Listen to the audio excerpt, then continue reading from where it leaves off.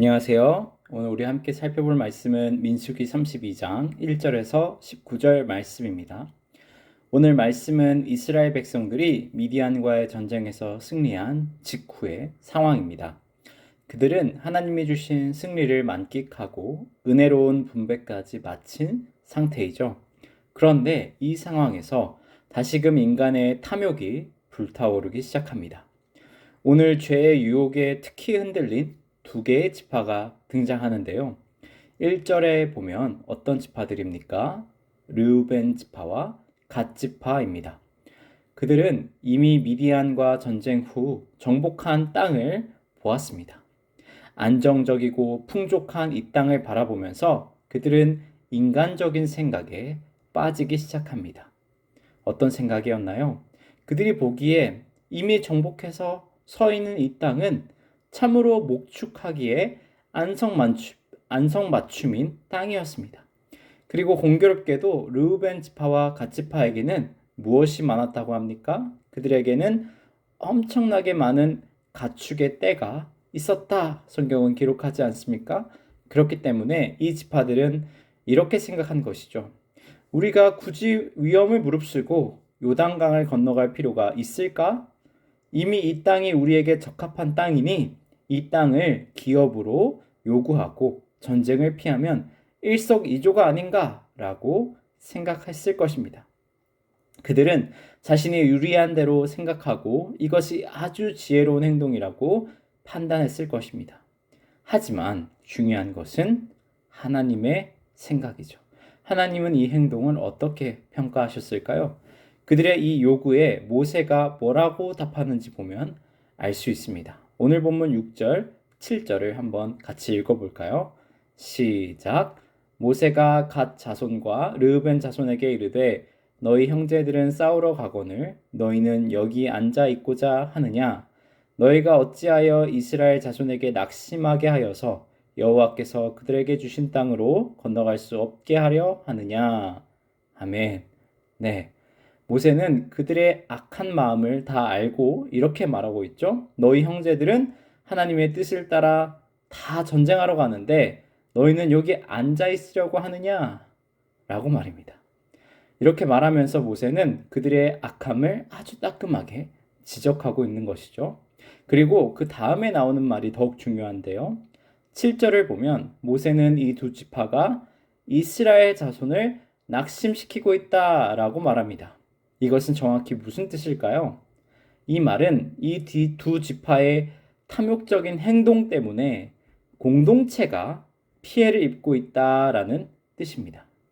르우벤과 갓 지파는 자기의 유익만 생각하면서 이기적인 선택을 한 것이죠. 그리고 이 이기적인 마음은 전쟁을 앞두고 시작부터 공동체의 마음에 균열을 일으키고 있습니다. 무엇보다도 이 전쟁이 어떤 전쟁입니까? 약속의 땅으로 가는 하나님의 뜻과 계획이었음을 기억하면 그들의 죄가 얼마나 심각한 것이었는지 우리는 다시금 깨닫게 되지 않습니까? 사랑하는 성도 여러분, 우리는 지금 이 지파들의 모습을 보면서 아유 이기적인 녀석들 하면서 욕할 수 있습니다. 하지만 한 번만 스스로 돌아본다면 사실 우리도 너무나도 많은 순간에 이러한 타협에 빠지며 살아가고 있는 것을 발견하게 됩니다. 수많은 사람들이 스스로를 그리스도인이라고 부르지만 세상과 타협하며 살아가고 있지 않습니까? 돈과 권력 앞에서, 간음과 술 앞에서, 그리고 게으름과 시기심 앞에서 우리는 얼마나 많이 넘어지고 있습니까?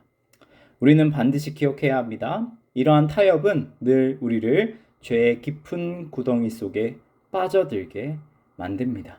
그리고 더 중요한 것은 늘 이러한 죄의 피해는 내가 아니라 공동체를 괴롭게 한다는 사실입니다. 근본적으로 하나님이 하지 말라 명령하시는 모든 죄는 공동체를 파멸로 이끄는 행동들입니다. 죄가 무서운 이유도 여기에 있죠. 내가 잘못하고 나만 피해를 입는다면 어쩌면 자업자득이고 그나마 다행일지도 모릅니다. 하지만 성경은 우리가 짓는 죄가 얼마나 많은 사람들에게 피해를 주는지 지금도 경고하고 있습니다. 우리는 이 경고를 기억하고 더욱 죄를 멀리하고 죄를 경계해야 합니다. 14절에서 모세가 이 지파들에게 하는 경고를 마지막으로 봅시다. 14절입니다. 한번 읽어볼까요? 시작. 보라, 너희는 너희의 조상의 대를 이어 일어난 죄인의 무리로서 이스라엘을 향하신 여호와의 노를 더욱 심하게 하는도다. 아멘. 네, 모세는 이들을 무엇이라고 부릅니까? 조상의 대를 이어 일어난 죄인의 무리이다라고 부르고 있습니다. 조상의 대를 잇는다는 것은 너희가 마치 이전에 나타났던 정탐꾼들의 죄를 반복하는구나 라는 경고입니다.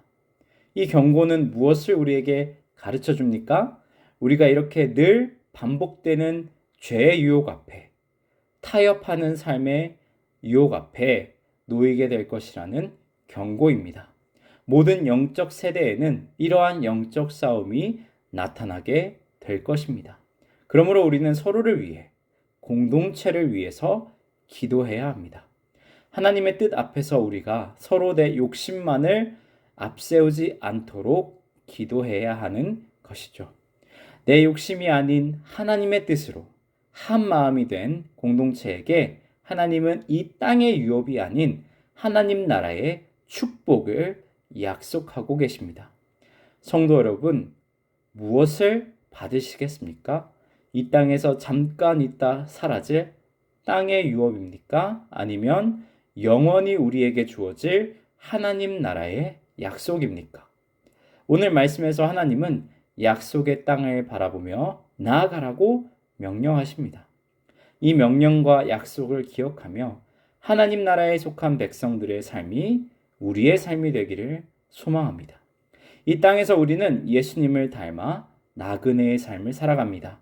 그리고 오직 하나님이 주시는 복의 통로가 되어 나를 넘어 공동체를 형통케 하는 우리 나눔교회 성도님들이 되기를 축복하고 기도합니다. 아멘.